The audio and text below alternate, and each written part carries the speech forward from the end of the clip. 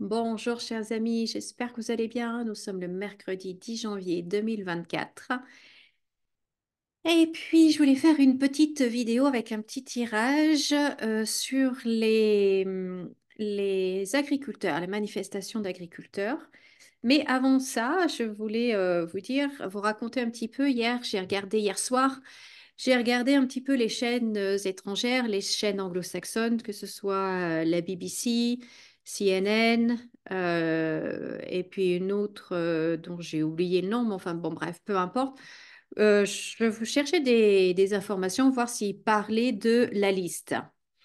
Et puis en fait, bon, bah non, j'ai pas eu les informations que je voulais, mais bon, c'est pas bien grave. Et par contre, ce que j'ai vu, ce dont il parlait, que ce soit en Angleterre ou que ce soit aux États-Unis, bon, aux États-Unis, c'était plus, vous savez, la petite bannière en bas de l'écran qui défile, mais donc il parlait de la nomination de notre nouveau Premier ministre. Et il mettait que c'était le Premier ministre le plus jeune et le non, c'était le Premier ministre, voilà, oui, pardon, le Premier ministre le plus jeune et le Premier ministre homosexuel. Alors bon, j'ai pas du tout compris pourquoi il mettait ça et quel intérêt ça a. Franchement, ça a aucun intérêt, aucun intérêt. Enfin, je sais pas vous, mais moi, je m'en moque totalement de sa sexualité. Franchement, mais bon, c'était précisé. Alors bon, c'est les anglo-saxons, hein, avec toutes... bon, bref, peu importe. Et puis, sur la BBC, sur le plateau, ils étaient trois commentateurs, donc à passer quelques minutes à commenter cette nomination. Et je vais vous dire, ils étaient morts de rire. Ils étaient morts de rire. Alors, les choses qu'ils disaient, c'était qu'il était beaucoup trop jeune, que notre Premier ministre est beaucoup trop jeune pour tenir, pour avoir un tel poste, et que c'est pas tant l'âge, c'est surtout le fait que du fait qu'il est jeune, eh ben, il n'a pas l'expérience de la vie. Et en fait, c'est ce qui revenait, c'est ce qui revenait constamment, quoi, qu'il a pas l'expérience de la vie, qu'il était jeune, et ils l'ont en fait appelé Mini Macron. Alors avec leur accent, c'était assez drôle, Mini Macron. C'est comme ça qu'ils l'appelaient. Et ils étaient, mais je ne veux pas dire morts de rire parce que pas à ce point-là, mais enfin, ils étaient bidonnés sur le plateau, quoi. Donc je me dis, la France est déjà détestée un peu partout dans le monde. On n'est vraiment pas aimé, vraiment pas. Et l'image maintenant que l'on a, c'est ce mini Macron à la tête de notre gouvernement. Et ça les fait rire. Et ça les fait rire. Alors, certes, l'international, c'est plus le président qui s'en occupe que le Premier ministre, mais quand même, j'ai trouvé ça, d'un côté, ça me rend triste pour mon pays, quoi, parce qu'on nous aime pas, et maintenant, on se moque de nous. Voilà, voilà, voilà. Donc, le mini Macron. Et, et puis, il y avait plein de choses aussi qui mentionnaient sur ces chaînes étrangères qui, en fait, ne sont pas abordées ou peut-être très peu abordées parce que du coup, aujourd'hui, j'ai pas regardé les informations. Ça m'a tellement coûté hier de regarder BFM TV. J'ai pas renouvelé l'expérience aujourd'hui, donc je sais pas, mais en tout cas sur les chaînes anglo-saxonnes, ils parlaient de la prise d'otage qui avait lieu au moment même en Équateur. Il parlait également des agriculteurs en Allemagne qui manifestaient. Je sais pas, mais en tout cas hier, j'ai pas du tout vu ça aux informations. Hier, d'ailleurs, j'ai fait la vidéo d'hier où je vous disais, bah, donc il parlait donc de la future nomination et après la nomination du Premier ministre. Et puis après, il parlait de la neige et du verglas et qu'il fallait en tirer des leçons et que, enfin bon, je ne vais pas refaire le sketch, mais voilà. Alors que, mais ça, on s'en moque, qu'il y ait de la neige en hiver, enfin, je ne vais pas revenir là-dessus, mais il n'y a rien de choquant. Mais par contre, qu'il y ait des manifestations monstres des agriculteurs en Allemagne, je crois qu'il y a des agriculteurs polonais aussi qui se... Alors là, j'ai pas trop compris, est-ce qu'ils se sont joints aux agriculteurs allemands ou est-ce que dans leur pays également ils commencent à manifester? Bref, j'ai essayé de chercher quelques informations sur Internet. Mais sinon, dans les médias mainstream, on ne trouve pas, quoi. Et ça, c'est pas normal. Ça, c'est pas normal.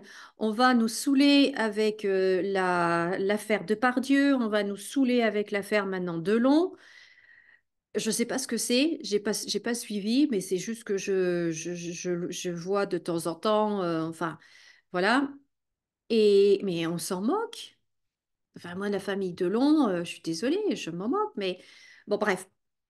Et là, les agriculteurs, donc j'ai cherché un petit peu, il semblerait que les agriculteurs en France lancent un mouvement, une manifestation, en tout cas le 17, et je regarde le calendrier, le 17, ça doit être mercredi prochain. Donc on va voir, et j'avais envie de faire du coup un petit tirage là-dessus pour voir un petit peu comment va se passer ce mouvement, est-ce qu'il va avoir lieu déjà? Est-ce que le gouvernement va laisser manifester ou est-ce qu'ils vont tuer le poussin dans l'œuf? Est-ce que... Qu'est-ce qui va se passer? Donc, je me concentre un petit peu. Mais moi, je trouve ça, c'est vraiment pas normal et c'est vraiment pour moi de la manipulation, une forme de manipulation de, de, de choisir comme ça certains sujets qui sont inintéressants pour nous et de taire d'autres sujets, d'autres événements qui sont importants parce que l'agriculture, euh, bon, on sait ce qui se passe, hein, on sait que je crois l'Europe a promis aux éleveurs de poulets et aux agriculteurs ukrainiens qu'ils auraient le marché européen au détriment de nos propres agriculteurs, nous en France, les Polonais en Pologne, les Allemands en Allemagne, etc., etc. Donc, plus les prix qui augmentent, plus tout ceci et tout cela. Donc, on comprend tout à fait, mais d'un autre côté, c'est pas normal que ce soit pas dit. Dit aux infos dans les médias mainstream. Enfin, en tout cas, voilà mon opinion. Dites-moi ce que vous en pensez. Alors, les agriculteurs, le mouvement des agriculteurs en France. Je vais juste faire un petit tirage rapide. Je pousserai un peu plus l'investigation un autre jour.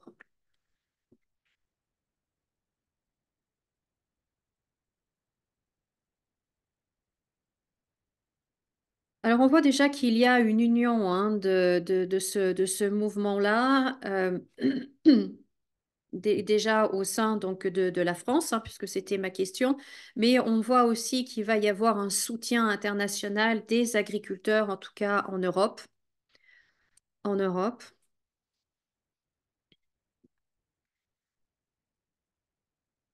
Pour moi, je pense que voilà, je vais faire une deuxième ligne.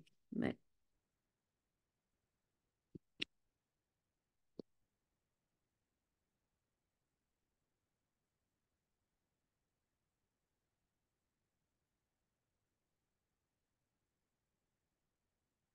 Ouais, non, pour moi, le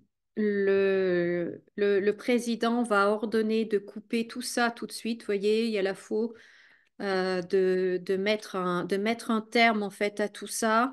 On voit donc là sur la population, vous voyez, on voit le cloître, on voit la prison, tout. Donc je pense ils vont tout faire pour justement que ça ne se passe pas. Et du coup, je vais faire, parce que là, il y a une carte qui m'inquiète un petit peu, je vais faire une troisième ligne,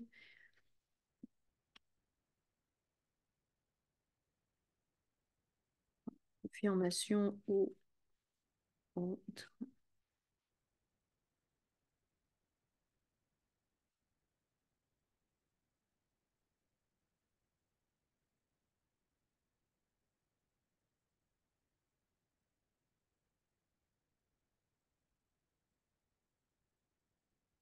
je me demande s'il va pas y avoir de la violence, de la casse, des choses comme ça. Et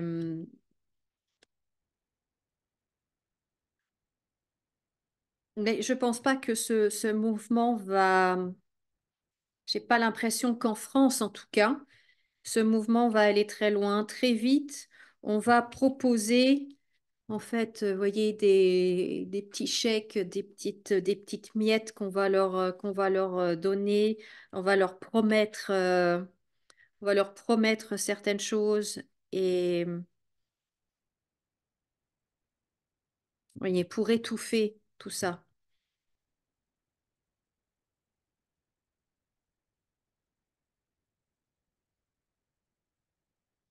Je vais faire. Donc là, je vais voir avec le jeu, mon nouveau jeu DCK. Il va y avoir de l'opposition, il va y avoir une contestation.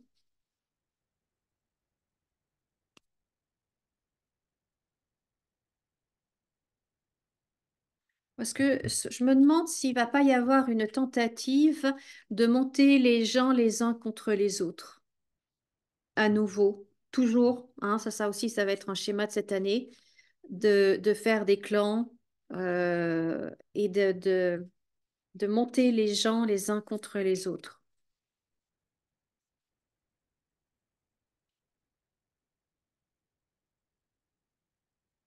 Bien évidemment, on va entendre encore et toujours que c'est de vouloir prendre le pays en otage, de vouloir prendre les Français en otage, et que c'est pas bien de faire ça. Enfin, vous connaissez ce narratif.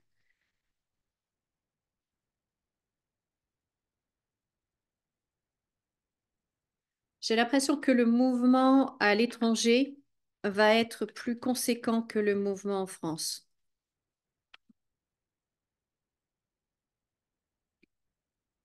Alors, ce que le DCK nous dit.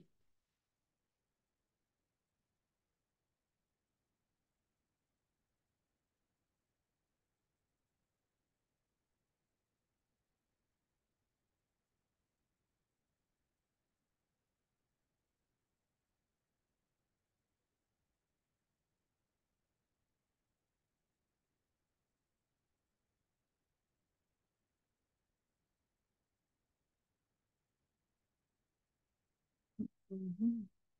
Est-ce qu'ils vont avoir gain de cause?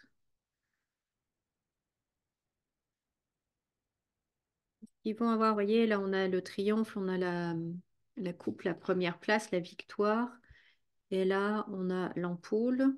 Donc là, en l'occurrence, ça peut représenter l'énergie. Donc, est-ce qu'ils vont avoir gain de cause sur les prix de l'énergie ou sur des aides concernant l'énergie? Donc, ça peut être concernant le diesel, hein, l'électricité. Enfin, est-ce qu'ils vont avoir des aides? Est-ce qu'ils vont avoir gain de cause ou est-ce que le gouvernement va leur promettre des aides, histoire de... Voilà, ok, on vous promet et rentrez chez vous et on vous enverra le chèque.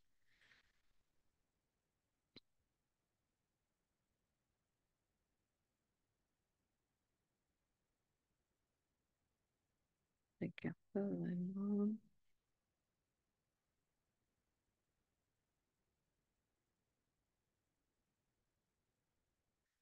De toute façon, ils vont se faire avoir. Je suis désolée de le dire comme ça. Ça va être qu'un...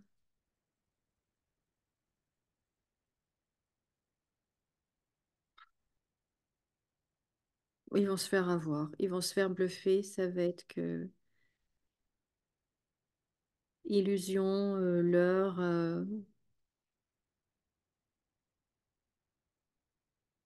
Et non, non.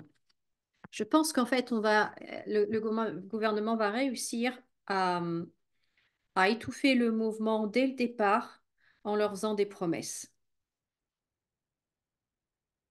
notamment au niveau de l'énergie. Donc ça peut être l'essence, enfin pour, mais ça peut être aussi l'électricité, des aides.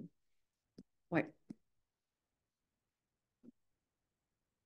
Donc voilà, pour moi, les agriculteurs français, leur mouvement ne va pas donner grand-chose, ça va pas durer, ça va pas déclencher comme le mouvement des Gilets jaunes à l'époque.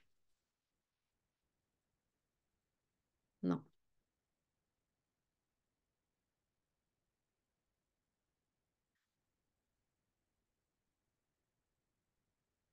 Donc voilà ce que je pouvais vous dire par rapport à ça. Euh, j'ai bien envie de tirer une petite carte des ans juste pour conclure, pour voir un petit peu, pour recevoir un message positif. Allez, ça va nous faire du bien. Ça va nous faire du bien.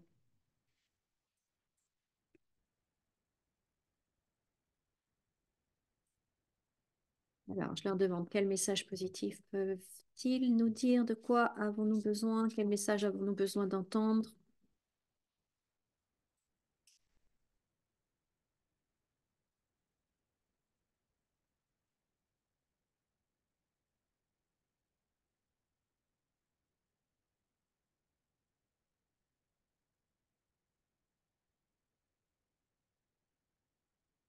Alors, le roi de terre généreux, professionnel, responsable, pragmatique, abordez avec confiance les occasions qui s'offrent à vous.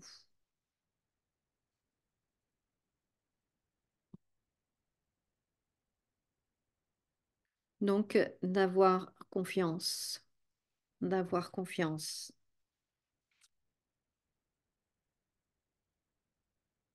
Le pouvoir de la créativité, reconnaissance d'un travail de très haute qualité, faire preuve d'esprit d'équipe. Ah oui, alors ça aussi, c'est quelque chose qui revient dans mes canalisations, le fait de se retrouver, de sortir de notre isolement, de sortir du monde virtuel, alors déjà de sortir tout court, et de sortir de ce monde virtuel. Bon, après avoir regardé ma vidéo, hein, pas avant, s'il vous plaît. Mais voyez, de renouer les contacts parce que il y a beaucoup de peur en fait qui s'est installée après les événements 2020, 21, etc. Et cette peur, elle est toujours là. Il y a maintenant la peur, il y a toujours une forme de peur de l'autre, de peur de... Et cette peur, en fait, elle ne nous sert pas. Elle ne nous sert pas. Et une des façons, en fait, comment dire, de résister, d'être dans la résistance par rapport à tout ce qu'on veut nous imposer, c'est justement de faire l'inverse de ce qu'ils veulent que nous fassions. Ils ne veulent plus que nous bougions, ils veulent plus que nous déplacions, ils veulent plus, ils veulent au contraire nous enfermer, nous individualiser. Et là, c'est justement l'inverse qu'il faut faire. Il faut retourner vers l'humain, il faut retourner vers l'autre, il faut à nouveau avoir des contacts, avoir confiance et s'entourer et sortir et vivre vraiment cette vie d'humain avec des humains. Voilà, c'est quelque chose de très important.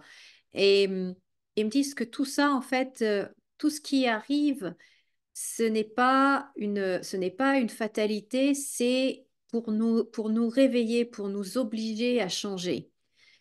Et on va aller de toute façon vers une ère où l'humain est au centre. Alors, vous allez me dire, on en est loin, parce que là, pour l'instant, mais on va y aller. On va y aller de toute façon. Alors, ça peut prendre plusieurs décennies, un siècle et demi, je ne sais pas. Je ne sais pas. Mais de toute façon, l'humanité va changer, va aller vers, dans ce sens-là. Et Et en fait, le rythme des choses ne dépend que de nous. Est-ce qu'on a envie de plus d'humanité dès maintenant? Ou est-ce que ben, on croit que c'est pas possible, qu'il y a d'abord l'intelligence artificielle, qu'il y a d'abord la technologie, qu'il y a d'abord ceci, cela. L'un n'empêche pas l'autre, mais on peut. Tout dépend de nos choix. Tout dépend de nos choix. Donc là, d'avoir confiance, d'aller vers les autres, donc de travailler en équipe, mais pas seulement, vous voyez, d'être avec les autres, d'avoir cette synergie de groupe. C'est très, très important. Et c'est en cela, en fait, qu'on va évoluer et avancer vers quelque chose de positif beaucoup plus rapidement. Donc, voilà. Euh, mais tout ça ne dépend que de nous. Et comme pour tout, pour tout, pour tout, pour tout, on ne peut rien nous imposer si on n'est pas d'accord. Enfin, si on ne les laisse pas faire. C'était clair ce que j'ai dit? Mais bon, vous m'avez compris. Euh, donc, à nous de choisir autre chose et pas seulement intellectuellement, mais c'est-à-dire de le faire, de le vivre vraiment. Voilà.